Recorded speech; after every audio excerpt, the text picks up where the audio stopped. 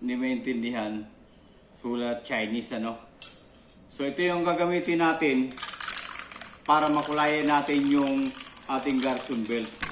Tignan natin para kumalat yung pintura.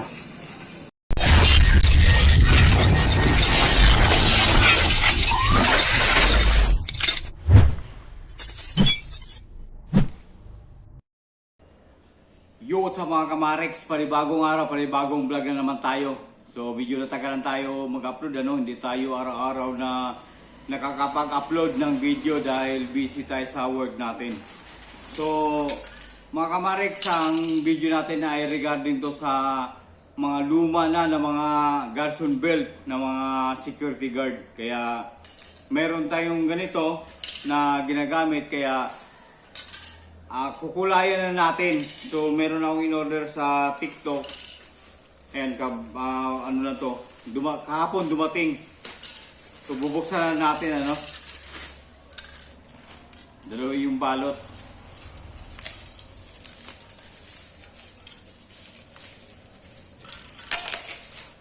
Okay. So ito yung itsura niya oh. Galing pa ng China. Alam mo yung sulat to, hindi maintindihan. Sulat Chinese ano. So ito yung gagamitin natin para makulayan natin yung ating Garson belt. Okay, papakita ko lang sa inyo kung ano yung Garson belt na sinasabi ko ano.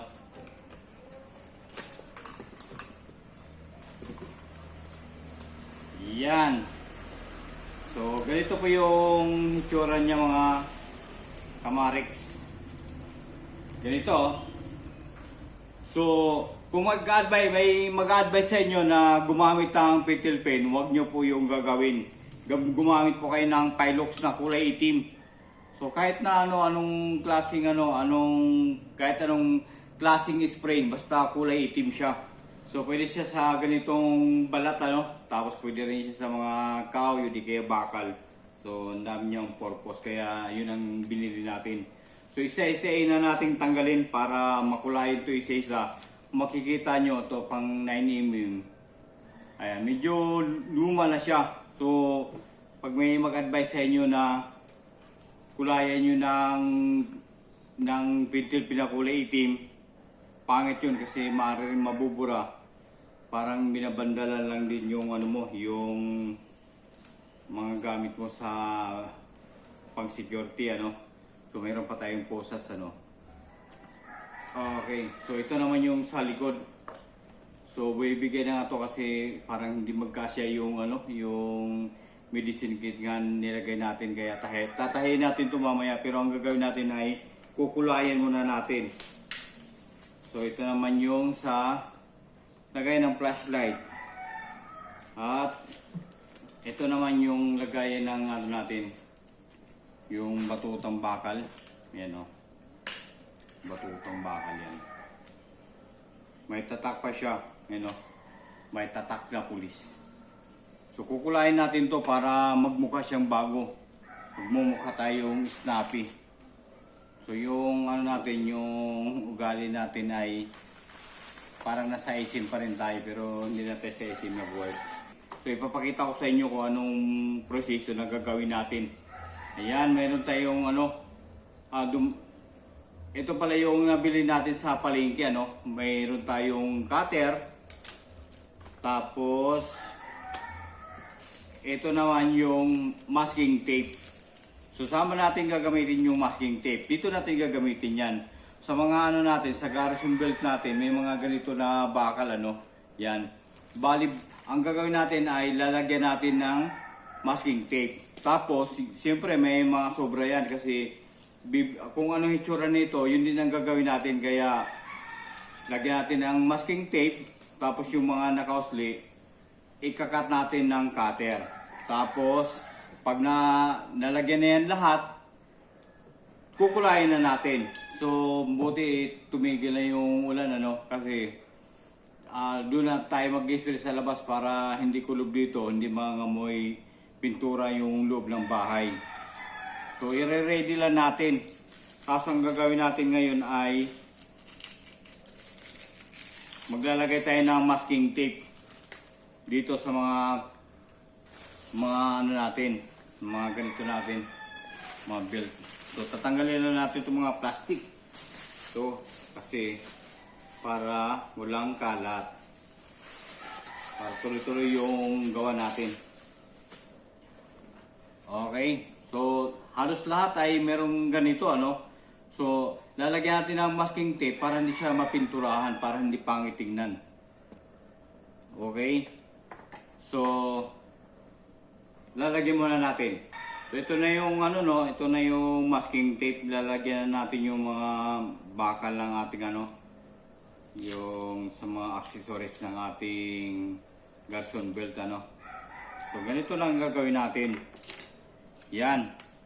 Tatakpan natin to para hindi mapinturahan. Ganyan lang.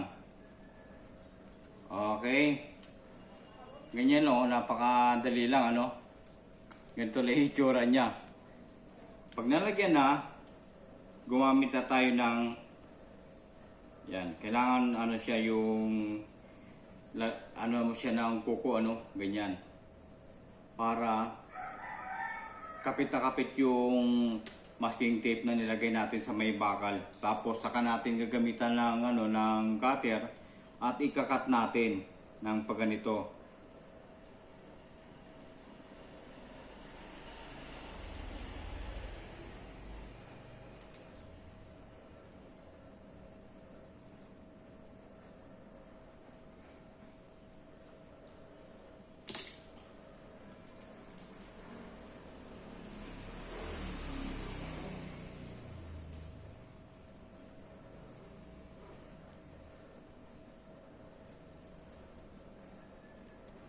So, ganun lang kadali, ano? Ayan, nalagyan natin. Tapos, dito sa kabila, lalagyan din natin para hindi siya mapinturahan. So, lahat ng may bakal ay lalagyan natin ng tape. So, ganun lang yung proseso niya, no? Yan, kakat natin, ginagamitan natin ng cutter. Yan, pati dito, yung sa may lock niya, lalagyan din natin.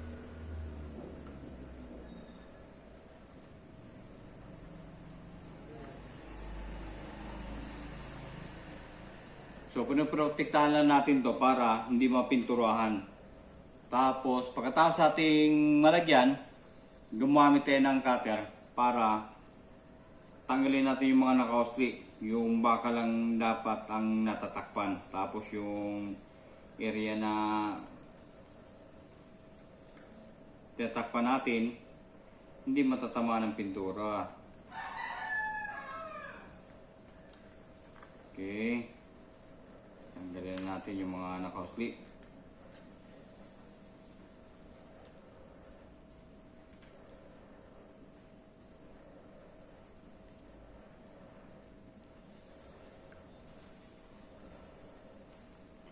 So, ganun lang ano. Ayan o, natakpan na natin. Dito at dito. At saka, siyempre dito, lagyan din natin. Kasi kung mapinturahan yan, maaari na siyang sisikip. Sisikip na yung pag naglalak tayo. So, kailangan matakpan din siya.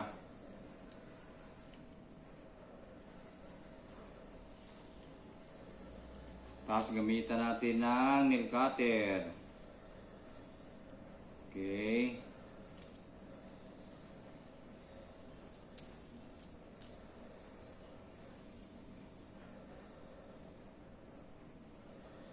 So, ganun lang kabilis, ano? So, tuloy-tuloy na natin yung paggano natin, lagay natin ng masking tape. Pag nalagyan na ito lahat, saka natin kukulayan. Para magmukhang bago yung ating Garson belt, ano? Ito yung pinagkakapitan ng mga accessories natin, itong belt na to. Medyo luma na rin siya, kung napapansin nyo ay lumilitaw na rin yung ano niya, no? Yung balat niya, kulay balat. Lalo na dito sa may nilagyan ng ano ng bakal. Yan no. So kukulayan rin natin 'yan. So wag natin kalimutan pala na lagyan ng ano ng masking tape dito.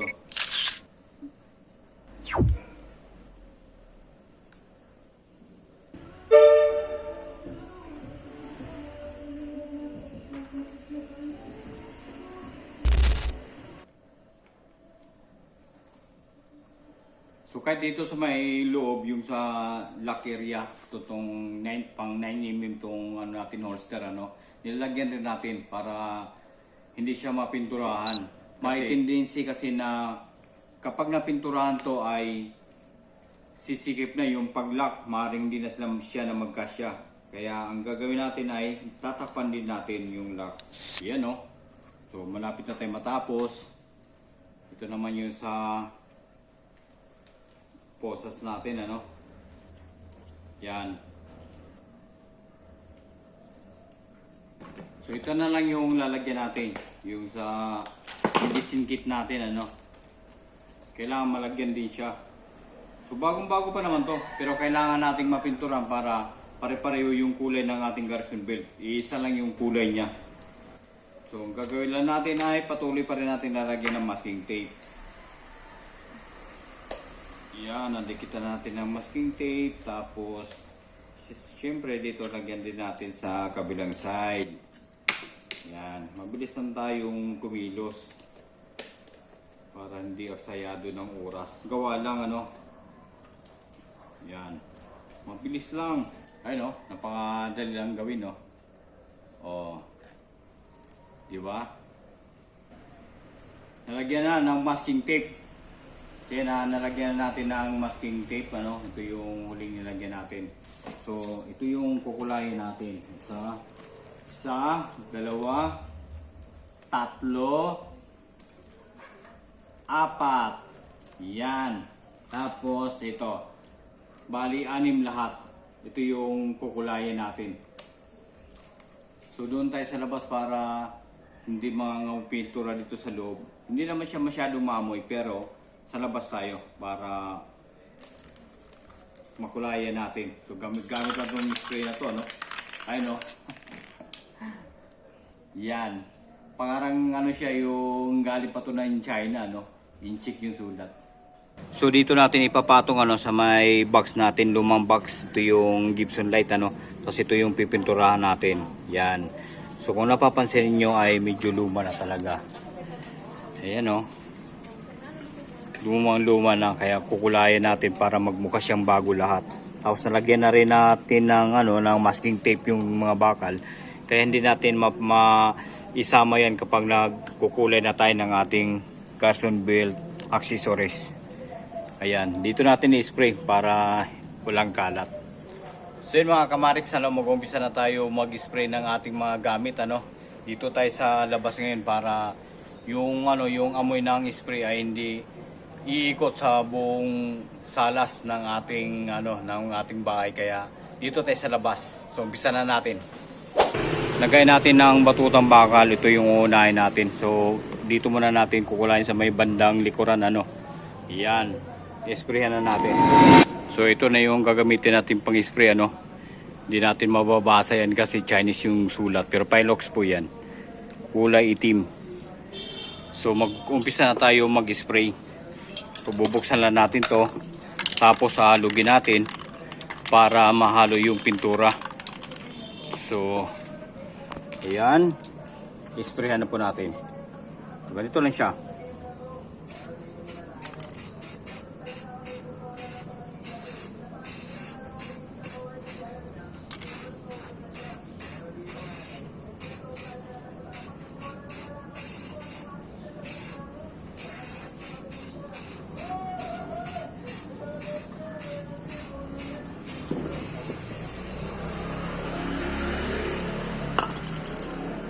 Okay. So kulay itim na, no?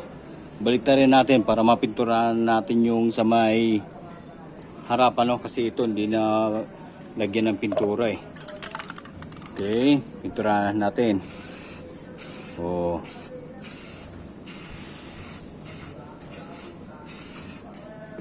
Yan, ito ng bago.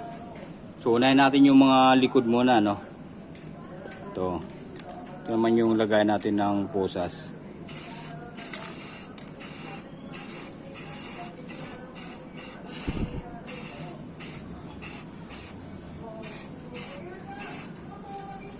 Okay. So ito naman yung medicine kit natin. Puro likod yung tira natin, ano? Puro likod. Tapos mamaya Sa harap naman, pang final.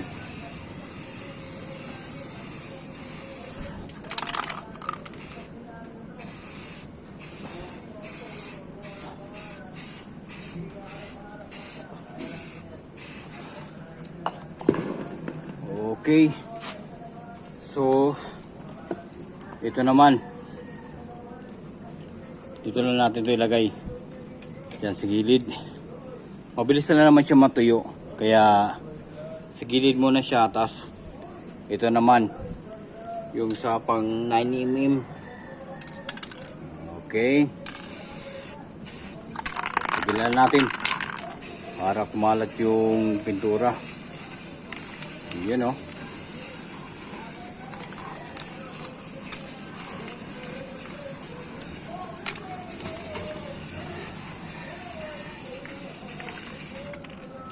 Ayan.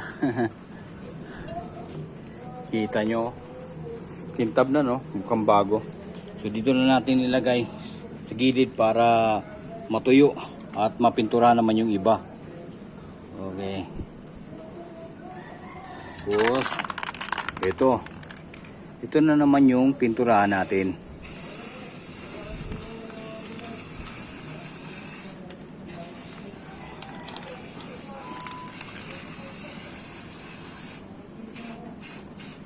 So kahit na baluktot na yung lagay natin ng radio, ano, nagmukha na siya ng bago dahil sa ni-spray natin.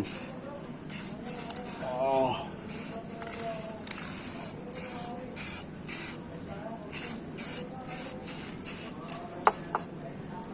Yan, tapos ito, lagyan rin natin.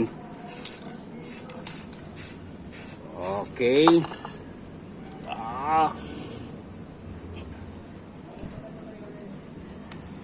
Tapos ang hindi natin napinturan, ito na lang yung belt, ano.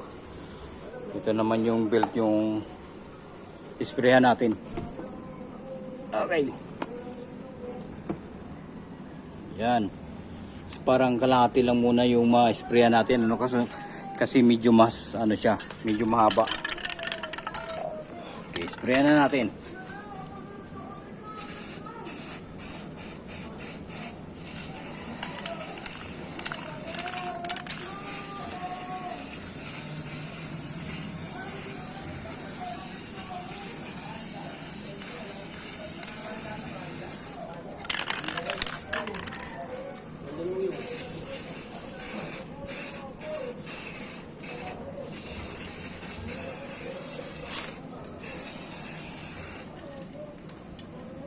So halos na pintura na natin yung kalahati, ano.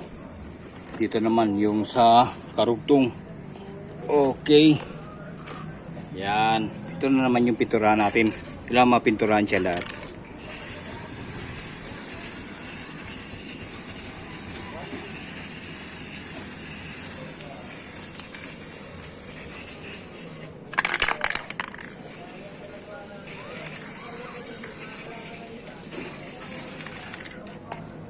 Ito naman sa may bandang dulo.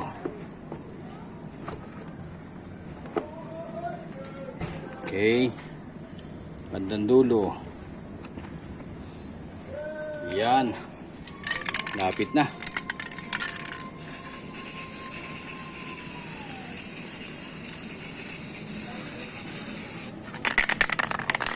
So halugin lang natin to para yung pintura ay mahalo.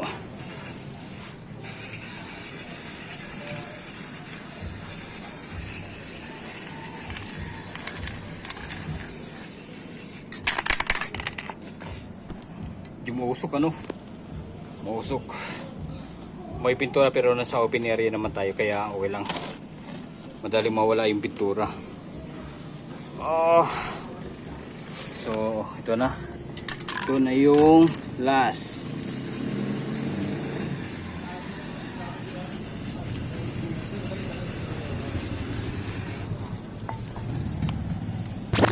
So napintura na natin yung sa may unang side, ano, sa may bandang likuran naman at saka sa harap ng ating garrison belt. Yun naman yung pintura natin para malagyan natin lahat ng pintura na kulay itim.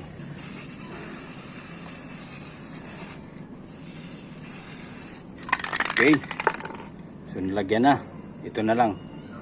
Itong area na to. Ay, ito. Ito, spray natin to sa may bandang harapan.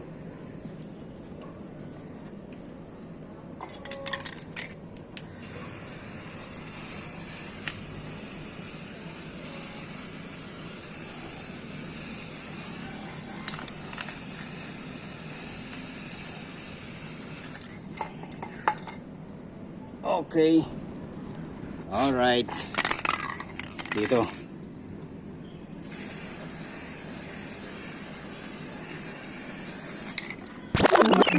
Okay. So ito.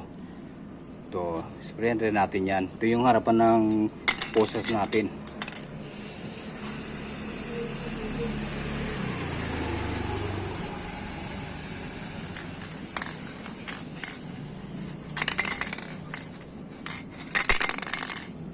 Lo, kanang lumalabas. Ubus na. So yan mga kamariks, katatapos na natin mag-spray, ano? Ubus na pala. So tama-tama lang na na-spray natin lahat. So yun, patayin na natin itong ating Garson belt. Tapos pag okay na, saka natin ikabit isa-isa. So yun mga kamariks, ibabalik na po natin to sa setup yung ating Garson belt, ano? So kung napapansin nyo ay may mga pintura na yan. Yun nga lang ay hindi masyado makintab. So lumabas tayo kanina para bumili sana ng semigloss. Mapinturahan ulit natin to. Kaya lang sarado yung mga hardware. Kaya ikakabit lang natin to kasi gagamitin natin to bukas. Ang mahalaga ay natanggal na yung yung makikita yung dito, yung balat ng ating belt, pero ngayon may pintura na. Yun nga lang, hindi masyado makintab. Pero ang mahalaga ay napinturahan siya. So tatanggalin na lang natin tong masking tape. So kagaya nito, may masking tape to eh. Oh, ha? Tanggalin natin.